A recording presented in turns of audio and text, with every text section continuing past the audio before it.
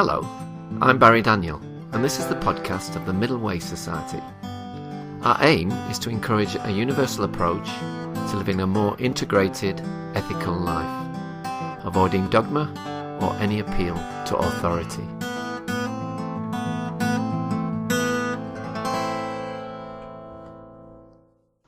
My guest today is Daren Dewitt, a certified trainer with the Centre for Nonviolent Communication, and he's going to talk to us today about this integrative practice, or MVC as it's more commonly known.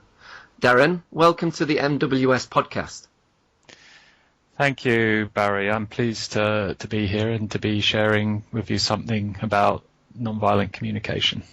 Okay, so maybe to start off, Daren, what is MVC and why do you think it is useful? NVC, I would say, is a different way of relating to ourselves and others from the way that most of us have been culturally taught to relate. I would say it's about relating on the basis of our common human needs rather than on the basis of judgments and criticisms of other people and ourselves. Mm-hmm. And I think it's very supportive of deep listening and understanding. And I think it supports harmony, collaboration, and peaceful relating on our planet. I would say it probably even supports sustainability in terms of environmental sustainability because of the way we kind of learn to relate to ourselves. Okay, yeah. So just going into a bit more detail, MVC has what's called a 4-step process. Could you elaborate on that a little bit? Yeah, it's 4 different kind of areas of our experience, particularly in relation to each other. Yeah. These are kind of 4 key areas that have been defined over the years that NVC developed.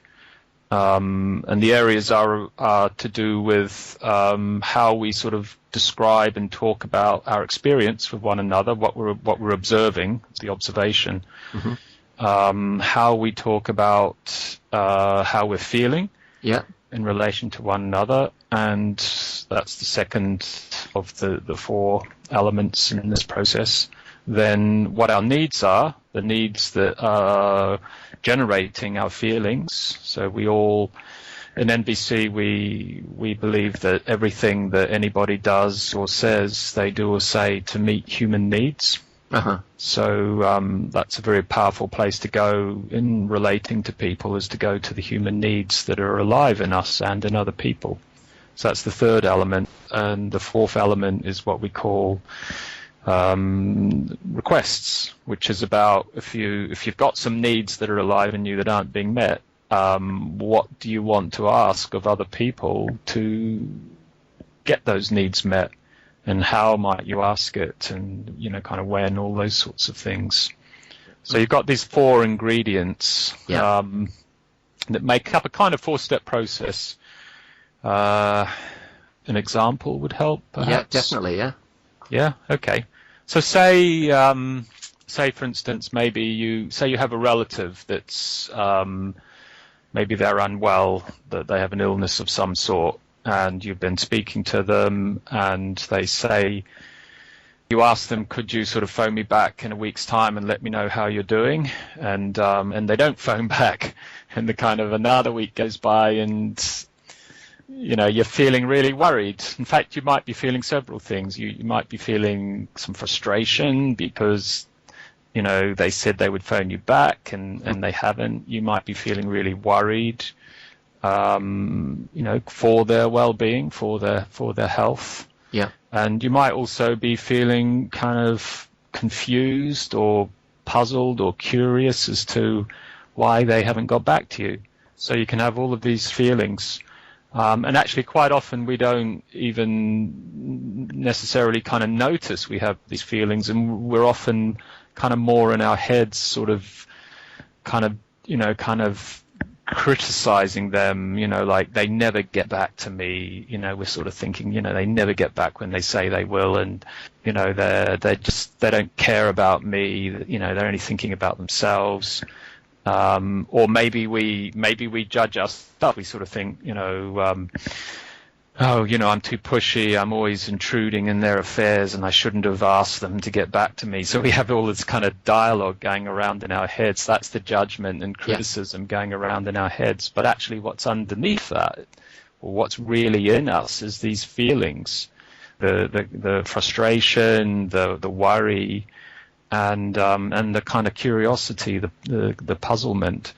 And each of those feelings are some needs. So under the frustration, maybe it's because you'd like people to do what they say they're going to do.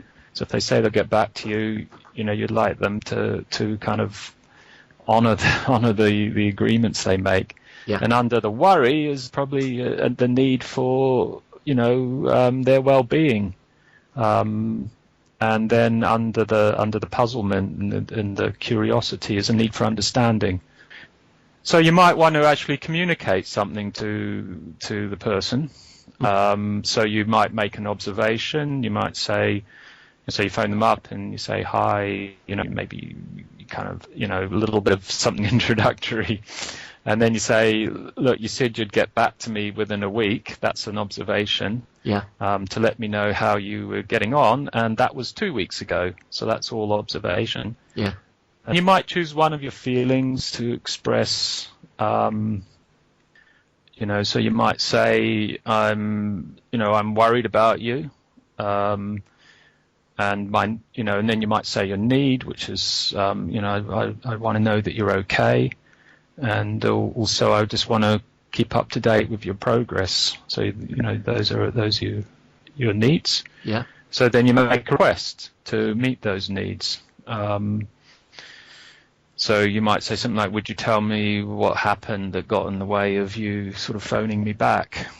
Mm-hmm. So that would be your request. So this is a 4-step process. This is the communicating to people in a way that's not judgmental, that's connected to our needs. And there's also curiosity about the other person, what their needs are, what was preventing them from, what needs of theirs were there that were preventing them from communicating with us. Yeah. And does this presumably tie in with this idea that when we're in a potentially conflictive situation, we've often got 4 ways of reacting to that?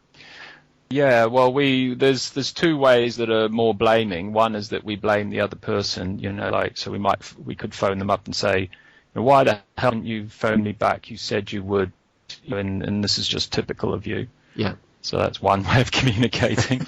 And then there's the blaming of ourselves, which I've kind of mentioned. Yeah, we're thinking maybe I'm just being too pushy. And we might not say that out loud. We kind of tends to be more of an inner dialogue.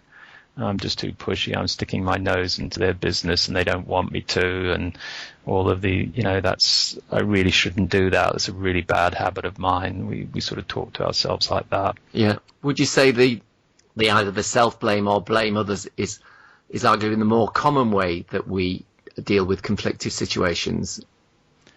I think certainly earlier on in conflicts, I would say it's very prevalent that people jump to blame and judgment and criticism. Maybe sometimes after a big blowout, people kind of go to a softer place. Right. But very often, I think we're habituated to think in terms of judgments and blame. I think it's very present in our culture, and we're educated through our parenting, sadly, and our schooling even, and the culture around us to think in these sorts of ways. But there is also a strand in our culture that is more human, I guess, and in the way I'm describing and in using NVC in terms of connecting around how we're feeling in relation to one another in a non-blaming way, and also connecting to our needs. That's there. Yeah. So with NVC, you're tapping into that. Yeah, we're tapping into where we sometimes go, sort of naturally, but we're kind of in a way more consciously going there and sort of developing the habits of going to those places more quickly, and thus avoiding a lot of pain. Because when you judge and criticize, when we judge and criticize other people, and they criticize us back, it just escalates the pain. Yeah. The pain gets deeper. So, to be able to sort of stop, to not even go to that place in the beginning, even if someone is criticizing you, to be able to hear what their needs are, or focusing more on their needs behind the criticism rather than their criticism, is a very powerful way of diffusing, potential conflict. Yeah. So would you say that, in a sense, you're actually learning a new language with NVC? Some people say that NVC is like learning a new language. Yeah. I mean, for example, do you promote the idea of developing vocabulary around feelings and needs? Yeah. There's a kind of discourse around how to accurately convey our feelings, which again we're not really taught. There's a little bit of that sort of education happening in schools these days. A little bit of feelings education, emotional literacy, and there's Daniel Goldman's book on emotional intelligence. It's very popular in our culture, but even less on needs. I think needs, young people, children in schools don't get taught about their needs. They get kind of taught to be obedient, maybe a little bit about their feelings, but they're kind of taught obedience and how to sit still rather than what are their needs behind why they might be running around and, in the classroom when the teacher wants them to sit still. They were kind of almost educated out of a connection to our needs, I would say, in our culture. Okay. Sadly. And would you say also that MVC works on not just vocabulary but syntax as well? Like, for example, words like feel. Well, maybe this is vocabulary too, but it can often convey the meaning of think. If you don't use certain syntax when you're addressing someone with that language, if you say something like, "I feel angry," or "I feel that you did this," in the second example, it sounds more like think. Yeah. I feel that you aren't listening to me. We might say, which we're not actually expressing a feeling within us. That's more of a kind of evaluation of or an interpretation of what we think the other person is doing. And if they are not listening to us, maybe we're feeling frustrated. So we would say, look, I'm really feeling frustrated right now. And then that draws their attention to something that I would say is more human within us, because I think our feelings and our needs are the basis of our humanity, right? The basis of being human. So it's trying to separate evaluations from feelings. That's part of the process, would you say?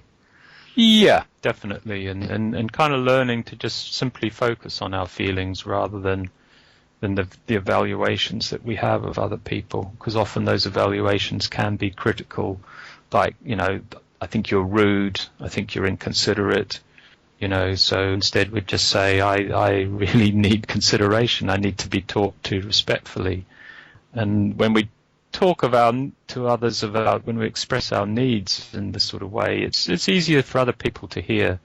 Because when someone tells you you're rude, or when someone tells me I'm rude, there's a reaction that goes on in the other person when we use that sort of language, and when probably it's not going to bring us closer together. There's a chance it's actually going to move us further apart from one another.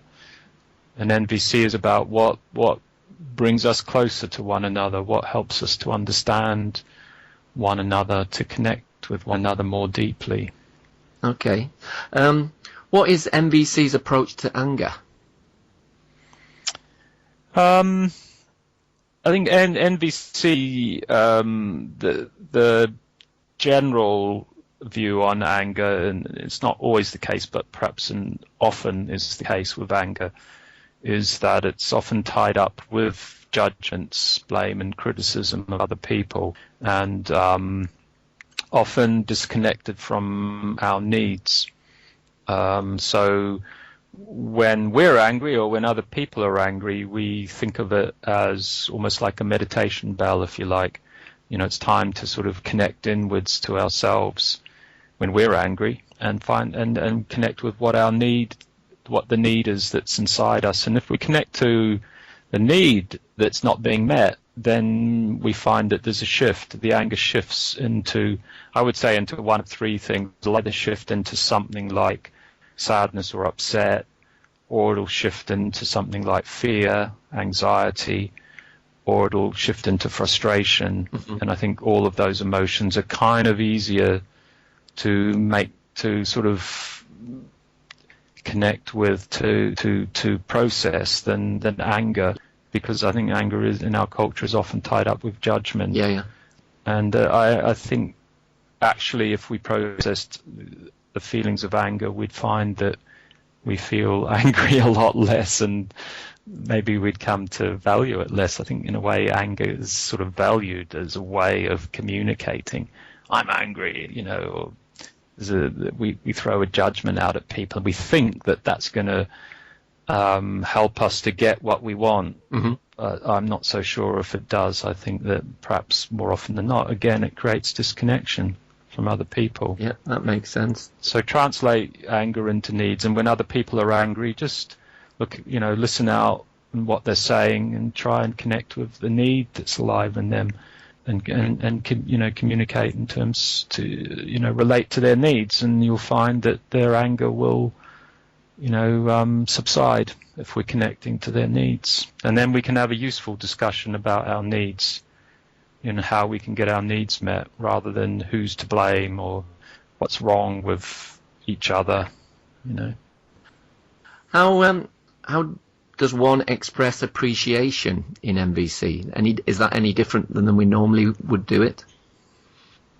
Well, I think culturally, appreciation is often actually a kind of form of judgment. So when we say to someone, "You're a wonderful person," or "You're such a good cook," say, or something like that.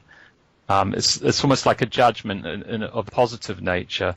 So in NVC, we would say, first of all, that people want feedback, because we all, in a way, we like to do things for other people. That's a part of being human, is we like to give and to do things for others. But we also like to know when what we've done has been successful, whether it's benefited someone.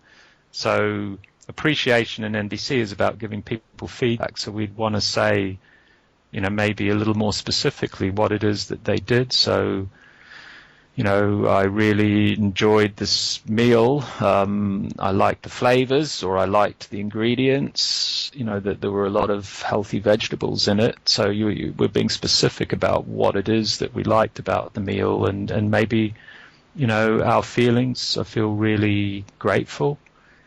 And the needs that were being met, because it's important to me to eat healthy food, and to the food that nourishes me. So we're sharing something by way of observation of what exactly the person's done, the feeling we have in relation to that, and the met need. So then they know specifically what they did, and they might think to themselves, "Oh, okay, that person appreciated that I was using." They like, healthy vegetables in their food or something. So maybe I'll do that again, rather than just, "Oh, you're a wonderful cook." That's nice to hear. But what about it is, what about my cooking is wonderful, Yeah. Yeah. Okay. But why is nonviolent communication sometimes called giraffe language? Yeah, this is a kind of more fun way of talking about nonviolent communication, and it evolved early on in the process with the creator of NVC, Marshall Rosenberg, on training. And they were actually, I think he was on a workshop, and down in Arizona, I think it was, in the US. And they have a saying, I believe, down there, that someone is a real jackal, which means that their language is very biting and critical. So that's a tie-in with the judgments and criticism that we kind of highlight in NVC. So Marshall was saying, who do you know who's a real jackal? And someone went to the airport during a break or something during lunchtime, and there was a jackal puppet at the airport, and they brought the jackal puppet back, gave it to Marshall, and he started playing with it, and it kind of grew from there. He found it was a really useful tool to kind of help illustrate the process, but he needed an image for the more connecting language, the language of feelings and needs, and he hunted around. It took him a few years to come up with it, but eventually he settled on the giraffe, because the giraffe has got one of the biggest hearts of all land animals, and NVC is a language of the heart. So it's a metaphor for kind of communicating from the heart. And sometimes we use this in training. Some people like the metaphor, and also we have this metaphor of ears. Are you listening with your jackal ears, i.e. are you listening in a very critical way, either to yourself or to the other person, or are you listening with your giraffe ears on, in a sense listening more to what's alive in your heart in terms of your feelings and needs, or what's alive in the other person's heart. So I think it's a useful image, and I did a training in London for a group of teachers in a further education college. I just did a 2-hour training, and I introduced these ears. And I came back a year later. They got invited back to do another training, another 2 hours with them, and I thought, I wonder if they've remembered anything about what I said. So I kind of asked them, and they said, we remember the ears. So it's interesting. As humans, I guess images are very powerful for us. So I think the giraffe and the jackal and the giraffe ears and the jackal ears, I think, are very powerful images that people can relate to, and I think they can support our learning and, people learning this process. Yeah, okay.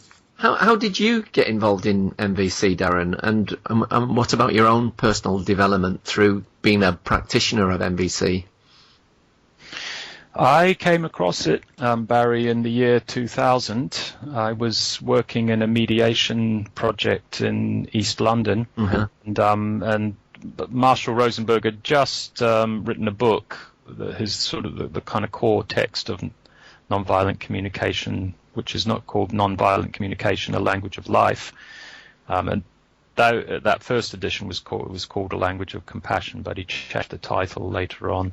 Okay. So the book came in, and I read it, and I was very impressed. For me, it was by far the clearest presentation of how it is that we communicate with one another that creates conflict, and how it is that we can communicate to kind of get out of conflict, to resolve conflict. Working in the mediation field, for me, it was by far the clearest and most useful presentation. So I sort of dived into learning it, and I used it as a mediator, working in that mediation project, and started using it in my personal life, and it's transformed my life in so many ways. I think particularly, it's helped me to become more aware of my feelings. I don't think back in the year 2000, I was very emotionally aware. I think I've developed, I'm still not perfect, but yeah. I've developed quite a lot more awareness of how I'm feeling and how other people are feeling. I think that's really useful as being a human being. Yeah. And also my needs. And I think particularly it's really taught me to value all my needs as a human being.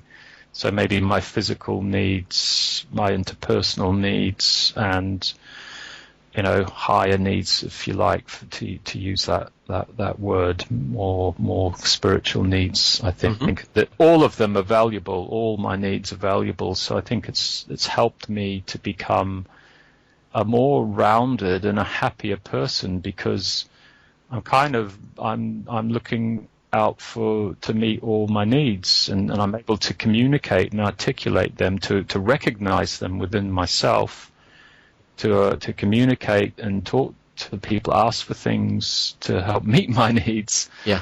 But also it's helped me to communicate because doing that process of learning about my own needs and my own feelings in a way that's natural, I think, to start to become more aware of other people's needs and feelings. And so I think I can connect very well with people, and that supports them to get their needs met more effectively, and it also supports my communication with people so that we get on better. So it's radically transformed my life. I'm a lot happier, a lot more content these days, and yeah. Okay. Is for you MVC always applicable? If not, what are its limitations? I think the elements of NVC, I think that I do believe that everything we do and say to meet needs. So, as I go about my day, I kind of, without being forced, try to just be aware of my needs and the needs of others as I go along, and I think that can be helpful. Yeah. But maybe something like, it's not always useful to tell someone how I'm feeling. They might not be interested. It might not connect very well to them, and they might not be interested in me asking how they're feeling.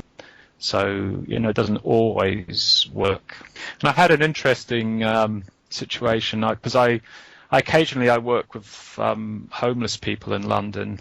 There was a guy in one of the projects. He was probably about 60, and he had been a heavy drinker for many, many, many years, and he was in this hostel. He was such a problem.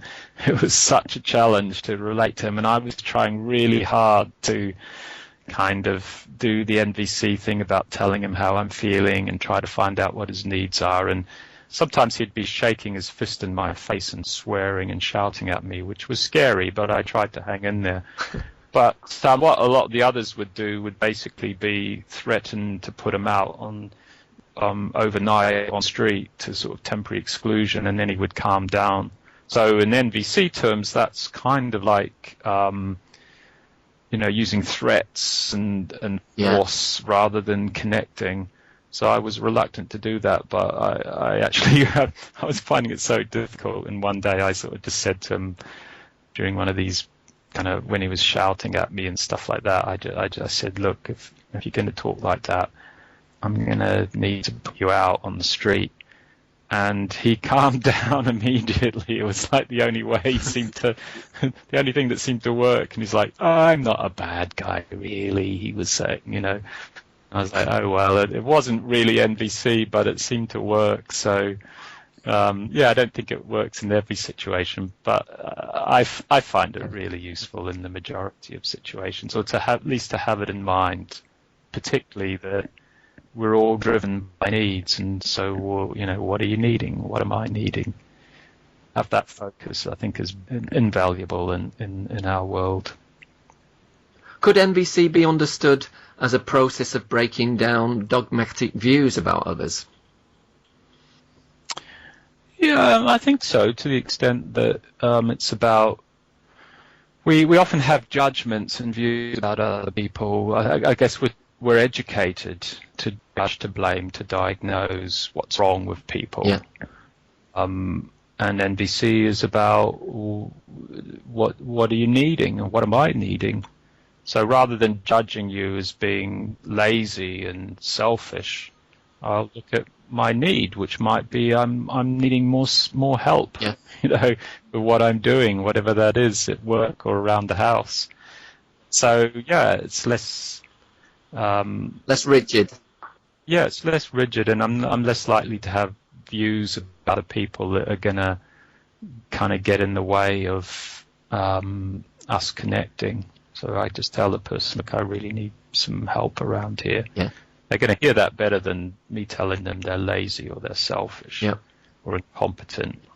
Yeah. Okay, and just finally, how can people go about learning about MVC? I know that you run workshops is it mainly the London area? Could you tell us a little bit about that, and also any books that people could read? You did mention the Marshall Rosenberg book. I would recommend Marshall Rosenberg's book, Nonviolent Communication, A Language of Life, which you can find pretty easily on Amazon. Around the UK, there's probably about 20 or 30 people that are offering training in different cities around the UK. I offer regular trainings in London, which a lot of people find easy to get to, or people in London find it easy to get to. But I think there are trainings in other places like Bristol and occasionally places like Manchester. So that's a way of learning more about NVC. And there's also clips of Marshall Rosenberg on YouTube. So if you kind of go onto YouTube and search for nonviolent communication and Marshall Rosenberg, you'll find some, you can pick up the basics and get a general view of it from that. A lot of people find that useful. There's two websites I might mention. There's the international website of nonviolent communication is www.cnvc.org. And in the UK, we have a website, www.nvc-uk.com, which lists some trainings that are happening around the UK. And my website for London is NVC Resolutions. If you just Google NVC Resolutions, you'll find me. Find out if you want to come to London and join me. You're welcome. Okay. Well, thank you very much, Daren. Thanks for giving us such a thorough overview of what NVC is about. I'm really grateful for this, and hopefully, well, I imagine this is going to be very useful for people to get their head around the notion of NVC. Thank you very much. You're welcome, Barry. Thank you for inviting me to talk.